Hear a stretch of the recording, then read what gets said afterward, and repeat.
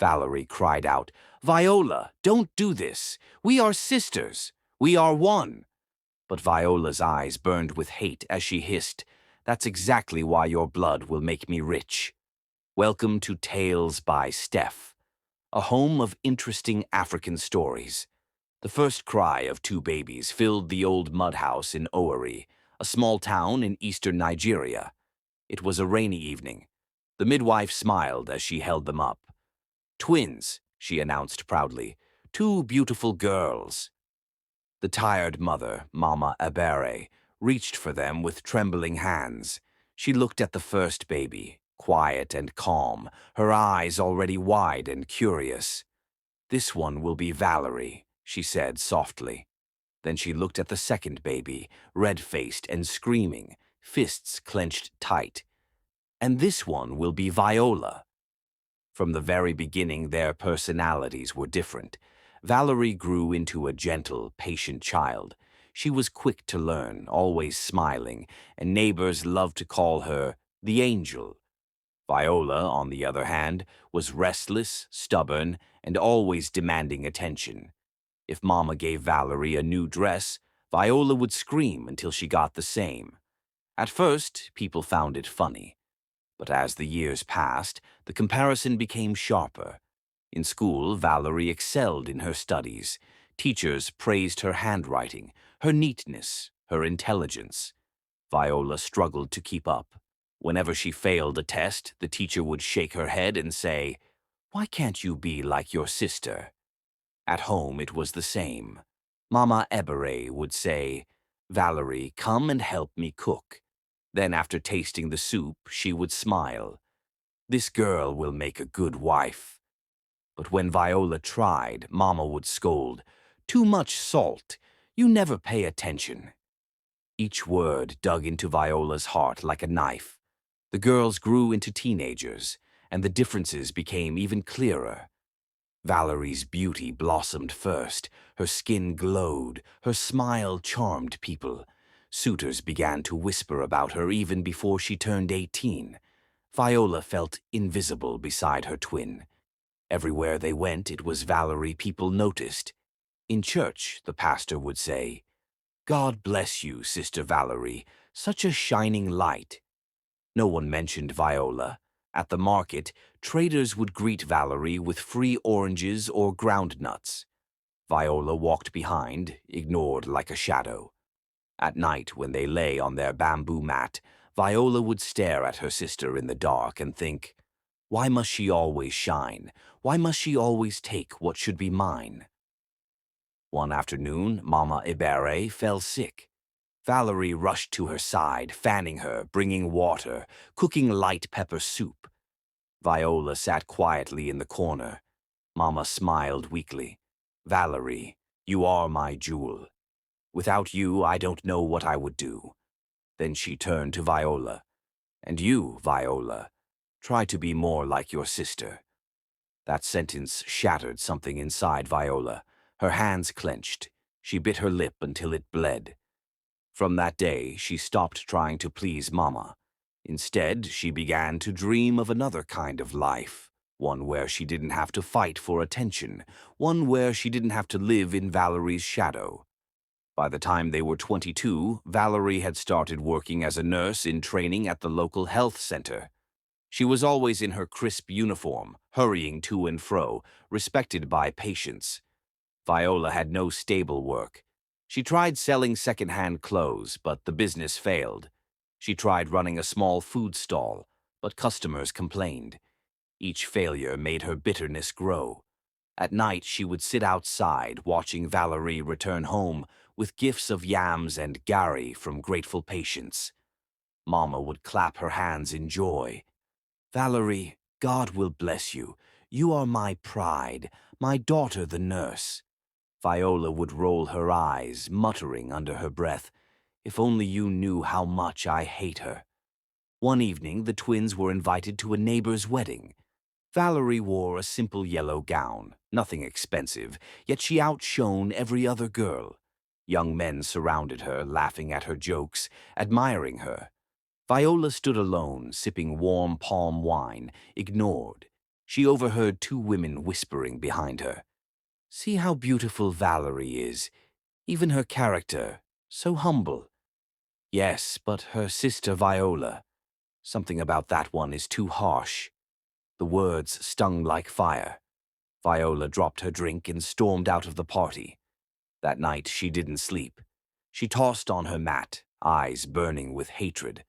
Finally, she whispered into the darkness, "Enough. I will end this. Valerie has stolen my life long enough. If she is gone, everything will be mine. Mama's love, people's respect, men's attention. I will shine, even if it means blood." The next morning she thought of seeing a powerful herbalist. His name is Baba, a feared man who lived on the outskirts. Danger didn't scare Viola. That evening she packed a small bag and walked out, her heart pounding. She told Mama and Valerie she was visiting a friend. The path to Baba's shrine was narrow, overgrown with weeds. Owls hooted in the trees. Her legs trembled, but she pushed on. At the door of the shrine, smoke rose from burning herbs. Strange symbols were drawn on the walls. "Enter," a deep voice said from inside. She stepped in, and there he was, Baba, old, thin, with white chalk lines across his face. His eyes glowed strangely. He studied her for a long moment. Then he spoke. "You carry anger. You carry hate. Tell me what you want." Viola swallowed hard, but her voice was steady. "I want money. I want respect. I want my sister gone." Baba smiled slowly, revealing missing teeth. "A twin's soul is powerful. If you give me your sister, wealth will flow like a river. You will never lack." Viola's heart raced. The moment had come. "Tell me what to do." The herbalist leaned forward. "Bring her here, on the night of the dark moon. Bring her by trickery, for her blood must be given willingly to the circle. If you succeed, her life will feed your fortune. If you fail, you both die." Viola nodded. She didn't hesitate. That night, as she lay beside Valerie on their mat, she stared at her sleeping twin. Valerie's face was peaceful, her lips curved in a small smile. Viola clenched her fists, whispering to herself, "You will not smile for long. Soon, it will all be mine." The next morning, the sun rose lazily over Owerri. Birds chirped as villagers went about their business, but inside Mama Ebere's compound, Viola's mind was restless. She had made up her mind. Valerie's life had to end, and soon. "Valerie, Biko, can you follow me this evening?" Viola asked casually while washing clothes by the stream. Valerie looked up from rinsing her nursing uniform. "Follow you where?" "To see a woman selling cheap fabrics. I want to buy some for Mama," Viola lied smoothly. Valerie smiled, wiping her hands on her wrapper. "No problem. After my shift at the clinic, we'll go."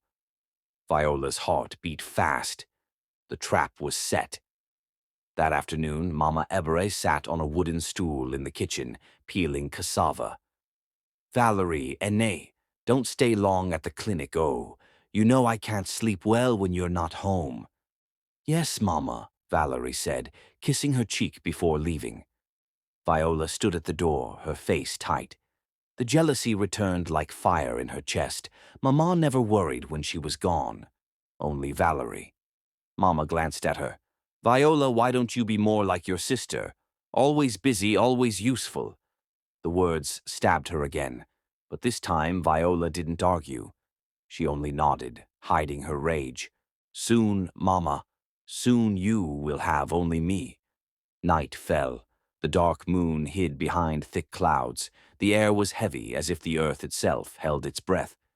Valerie came home tired, her uniform damp with sweat. Viola was waiting. "Valerie, let's go. The woman is expecting us." Though Valerie was exhausted, she followed her twin without complaint. They walked through narrow paths, past farms, past the old stream, until the trees grew thicker. Valerie frowned. "Viola, this place looks strange. Are you sure this is the way?" "Don't worry, we're close," Viola replied, her palms sweating. At last, they reached Baba's shrine. A fire burned in a clay pot at the entrance. Strange bones dangled from strings. Valerie stopped. Viola, what is this place? This is no market. Before Viola could answer, Baba's voice boomed from inside. Enter! Valerie's eyes widened in fear. Viola, what is happening? Tell me. Viola grabbed her hand roughly. Just enter. Inside, the air was thick with smoke. Red cloth covered the walls, and a circle of chalk lay on the floor. At the center was a wooden bowl filled with black liquid. Valerie pulled her hand away. Viola, I don't like this. Let's go. But Baba stepped forward, tall and thin, his eyes glowing. Welcome, child. Sit. Valerie shook her head, trembling. Viola, please, let's leave. And then she saw it, the look in her twin's eyes. Cold, hateful, unfamiliar. Viola, why are you looking at me like that? Viola's voice was steady, almost calm. Because tonight, only one of us will leave here alive. Valerie gasped. Viola, we are sisters. We are one. That's exactly why your blood is strong enough to give me the life I deserve, Viola snapped. Before Valerie could run, Baba chanted in a strange language. The door slammed shut on its own. The fire blazed higher. Two unseen hands forced Valerie into the chalk circle. She screamed, struggling, tears streaming down her face. Please, Viola, don't do this. I have never wronged you. You stole everything, Viola shouted, her own tears falling. Mama's love, people's respect, every good thing. You left nothing for me, Valerie sobbed. You are my sister. But Viola turned her face away. Baba raised a knife, old and rusted. He handed it to Viola. You must cut her yourself. Her blood must flow by your hand. Viola's hands shook, but she gripped the knife. Valerie crawled toward her, begging. Viola, please, please. For one moment, doubt flickered. But then she remembered Mama's words. Why can't you be like your sister? With a scream, Viola slashed across Valerie's arm. Blood dripped into the wooden bowl. Valerie cried out in pain. The shrine shook. Baba shouted, Again! Viola obeyed. Valerie collapsed, gasping, her eyes wide with betrayal. Her final whisper echoed in the smoke. Viola, may your soul never know peace. Her body went still. The fire died down. The bowl glowed, bubbling with Valerie's blood. Baba dipped his hand into it, smearing the liquid on Viola's forehead. It is done. Wealth will follow you. Viola stood over her sister's lifeless body. Her chest rose and fell quickly, but her eyes shone with victory. Baba snapped his fingers. The body vanished into smoke. Only the blood remained, now soaked into the earth. Go, he said, but remember, blood always returns. When Viola got home past midnight, Mama Ebere was waiting at the door, lantern in hand. Where is Valerie? You both left together. Viola forced a smile. Ah, Mama, she said she's sleeping at her friend Ngozi's place. She will be back tomorrow. Mama frowned. Ngozi's place? She didn't tell me. She told me on the way, Viola lied quickly. Mama sighed, too tired to argue. Okay. Let her come back early. But deep inside, Viola's heart pounded. She had crossed the line. There was no turning back. Mama Ebere stepped out of her room, tying her wrapper. She looked around. Valerie. Nay, are you still sleeping? No answer. She checked Valerie's room. The bed was neatly arranged, the pillow cold. Eh? Mama muttered. She went into the kitchen, hoping to find her daughter there, but only cold ashes sat in the cooking pot. Confused, she turned to Viola, who was sitting outside, pretending to pick beans. Viola, where is your sister? Didn't you say she went to Ngozi's house last night? Viola kept her eyes on the beans. Yes, Mama. She said she will be back this morning. Mama frowned, her heart unsettled. And she didn't even carry her work uniform? How will she go to the clinic? Viola forced a laugh. Maybe she went straight from Ngosi's place. Don't worry, Mama. Valerie is fine. But Mama was not convinced. Something about the silence in the house felt wrong. By evening, Valerie still hadn't returned. Mama Ebere paced the compound, her hands on her head. Chineke, what is happening? Viola, are you sure you are telling me the truth? Where is your sister? Viola's palms grew sweaty. She forced a calm voice. Mama, I told you. She said she got a sudden call from Port Harcourt, a nursing job. She left early. Mama's mouth dropped open. Without telling me? Ah, Valerie cannot do that to me. She knows my heart is weak. She would never travel without saying goodbye. Viola's chest tightened. Mama, calm down. Maybe she didn't want you to worry. Mama shook her head, tears forming in her eyes. No, something is wrong. A mother feels it. That night, while Viola tried to sleep, she heard the sound of water dripping inside her room. She got up, lit a lantern, and looked around. On the floor, near her bed, was a small pool of blood. She gasped, stepping back. But when she blinked, it was gone. Her heart pounded. Was it my eyes or her? From the corner of the room, she thought she heard a whisper. Viola! She covered her ears. No, no! The whisper faded, but sleep never came. Meanwhile, in her room, Mama Ebere tossed and turned. Around midnight, she fell into a deep dream. She was standing by the stream, and suddenly Valerie appeared. Her white dress was soaked with blood, her face pale. She stretched her hand. Mama! Valerie's voice was weak but clear. It was Viola. Viola killed me. Mama gasped in the dream. What? My own daughter? Never.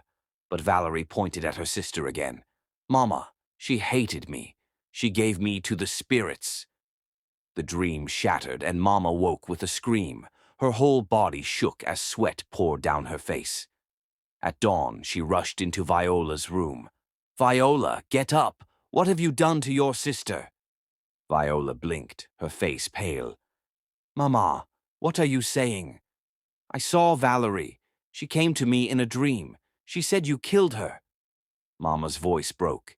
Tears rolled down her cheeks. Viola's lips trembled. She wanted to lie again, but the weight of the dream, the fire in Mama's eyes, broke her.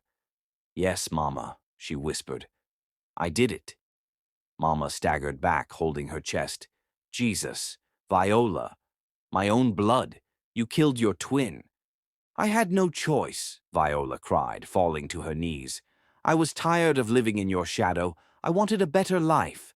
Baba told me, shut up, Mama screamed, clutching her wrapper. So it's true. You are a murderer. Her voice rose, shaking the compound. Chinek, my child has killed my child. Her chest heaved, her breath came shallow. Suddenly, she staggered and collapsed to the ground. Mama! Viola screamed, rushing forward. But Mama's eyes rolled back, her body limp. Within minutes, the only sound left in the compound was Viola's desperate wailing. Viola knelt on the ground, shaking Mama Ebere's shoulders. Mama! Mama! Get up! But Mama's eyes stayed closed, her breathing gone. Viola pressed her ear against her chest. Nothing. No. Mama, please, I'm sorry. Don't leave me, she screamed. She ran outside, shouting for help. Neighbors rushed in. They tried pouring water on Mama's face, rubbing her chest, calling her name. But it was useless. Finally, one of the elders shook his head sadly. She is gone. The whole compound fell silent. Viola's heart sank like a stone. First Valerie, now Mama. Both gone because of her. 2 days later, they buried Mama Ebere beside her husband's grave. Viola stood alone at the graveside, weeping loudly. But behind the tears was fear.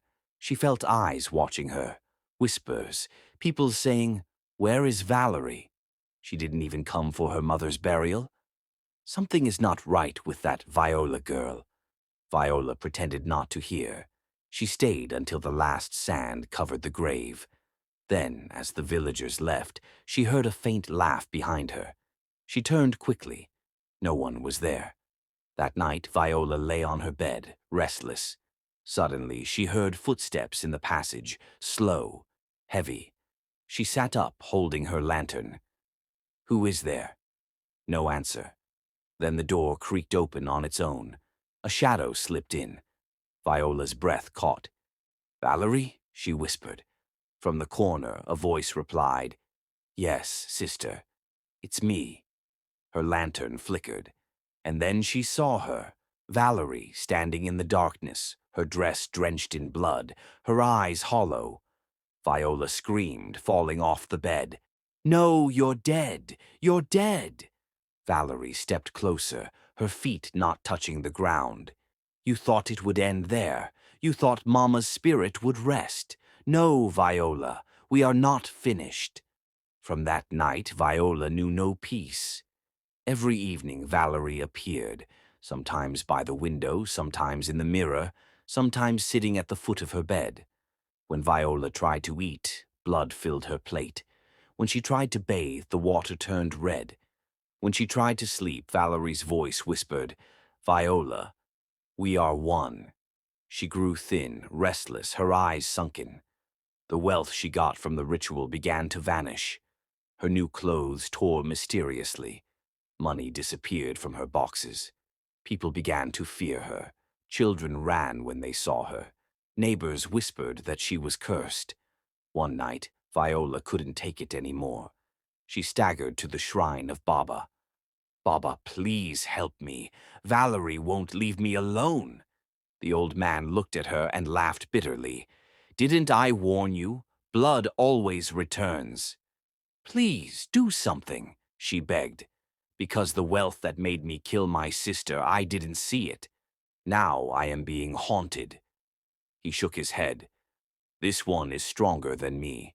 The blood of twins is powerful. Once betrayed, it never forgives." Viola fell on the ground, weeping. "So what will happen to me?" Baba's eyes glowed. "You will join her. That is the only way the circle will close."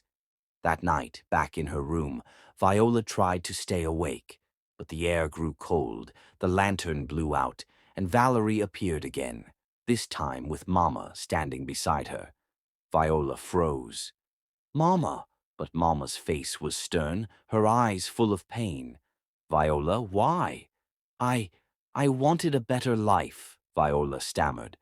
Valerie stepped forward, her voice sharp. "And you thought my blood was the price? Sister, tonight you will pay yours." The ground shook. Viola screamed, but invisible hands grabbed her, dragging her toward the darkness. Her last cry echoed through the village. "Forgive me." The next morning, neighbors found her lifeless body in her room, eyes wide open in terror.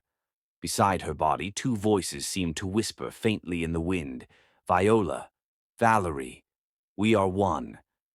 Thank you for watching. Please subscribe, like, and comment.